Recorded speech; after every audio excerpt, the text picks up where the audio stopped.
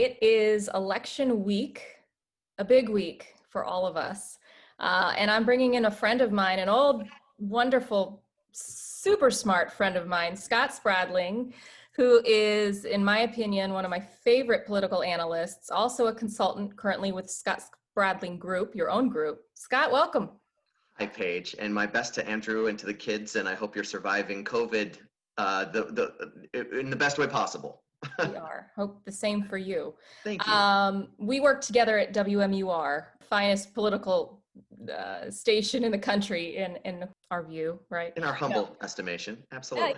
Yeah. Not biased or anything. No. What a team there. What a privilege to work with you alongside you in those days. It was fun, right? It was fun, yeah. And likewise, one of the great things about being the only TV station in the state of New Hampshire with the first in the nation presidential primary is you're kind of a one-horse town. So if you're going to be a TV reporter there, as you were right alongside me, we end up getting a lot of attention nationally, but we also get a lot of really interesting opportunities on the national political front to cover these characters as they run for president.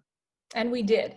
Yes. And those were some great primaries and elections, and we have another huge one here this week. Indeed. What does this week mean, the next few days, really? Break it down for us.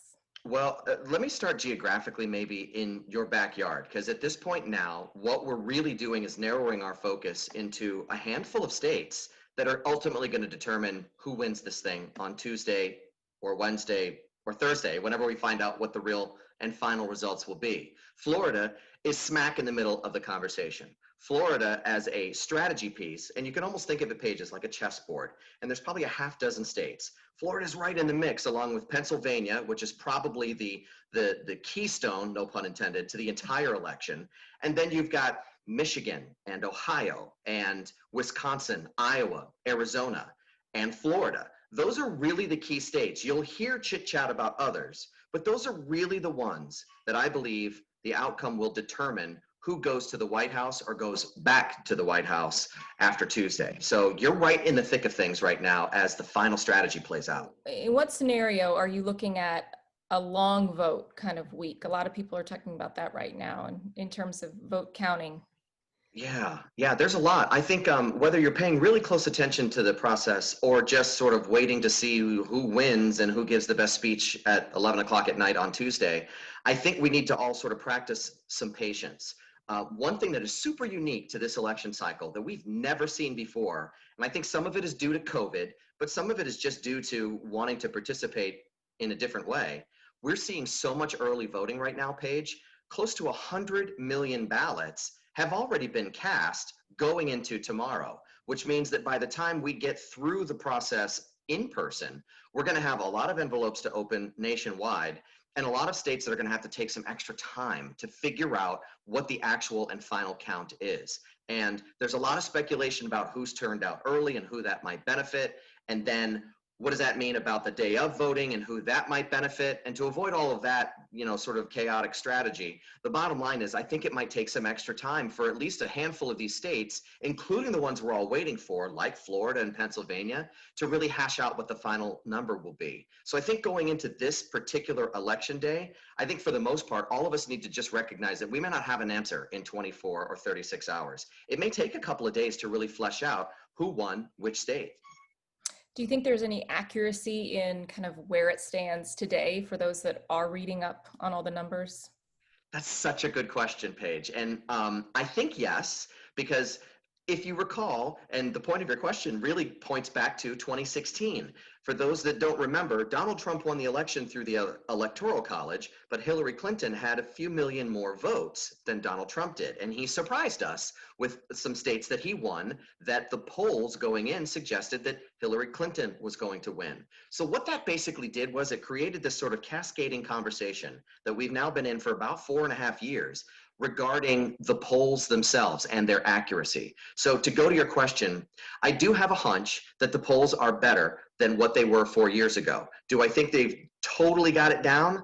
Not necessarily, because I think that there are some people that avoid participating and some people that may not even tell the truth in those polls. The one thing we learned 4 years ago is that Donald Trump has a huge fan base and a huge support network that doesn't necessarily show up in those voter polls. Now, in the last 4 years, they've made a whole bunch of adjustments to try to figure out how to be more accurate, and I think they've made strides. Whether they're right or wrong, I guess we're going to find out in about 24 hours, because the polls right now suggest that Joe Biden is leading in virtually every important battleground state, although admittedly, a lot of those leads are really, really small within the margin of error.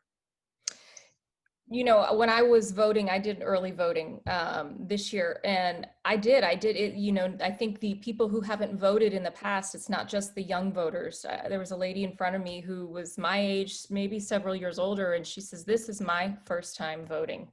We're seeing a lot of that this year, I feel. Do you Yes. agree?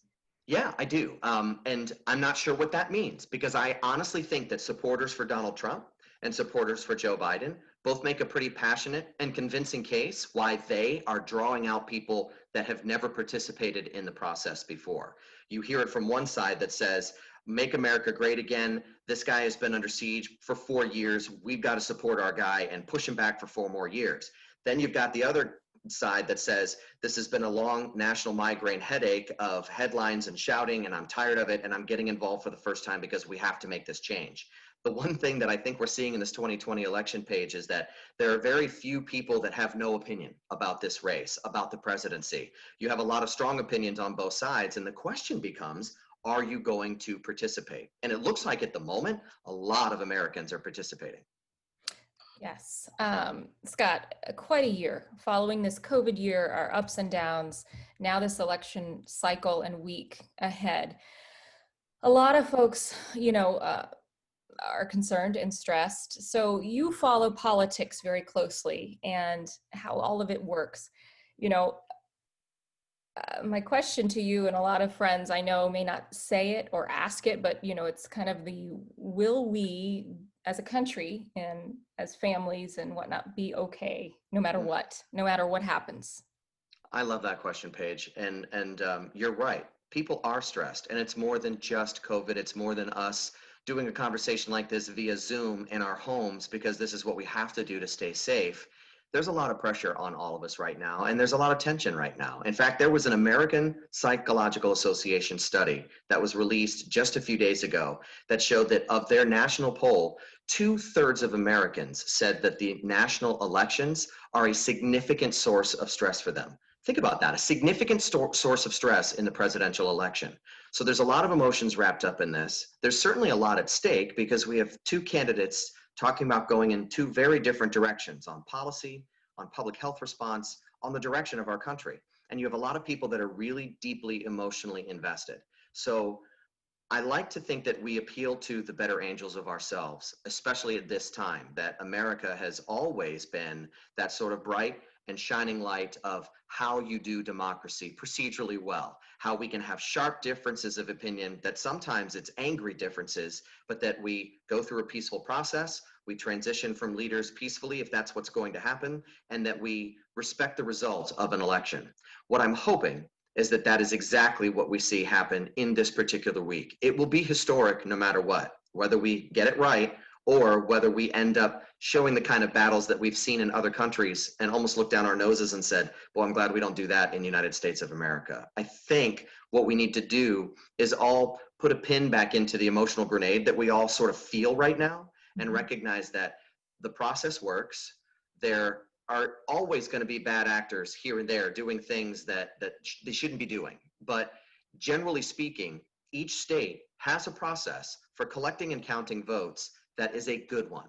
And that while we have even outside actors from around the world that might be trying to meddle, we do it well here. And what I think is important is that we all remember, as the dust settles, that we're all still on the same team. When it comes to the politics of our country, we're all still Americans. We all still live in the United States. And I think sometimes that gets forgotten in the vitriol that we hear from the campaign trail as it just gets amped up higher and higher. So to answer your question, do I think we'll be okay? I do. What I'm hoping is that we're okay by the end of this week, and that it doesn't take a long national multi-week healing process because of a long national protracted election fight that goes way past election day. And that's all going to be determined by the results and by what each campaign does to interpret those results. So I'm hopeful, because I don't know about you, Paige, but I feel like in a day-to-day in my world up here in New Hampshire, I'm still running into people who are just good folks that have taken a side one way or the other and feel passionately about that side, but are still ready to throw in and do what needs to be done to get us out of this pandemic, to get us past a health threat, and to rebuild what is broken in our economy, in our current structure that we all need to lift up on. Yes, it's like what we teach our children: teamwork, It's the dream work. kindness, and all good things, right? That's Yes, what we hope for. absolutely. Yes, indeed. Yes. Okay. Well, Scott Spradling, thank you so much, Scott, for joining me and sharing your wisdom.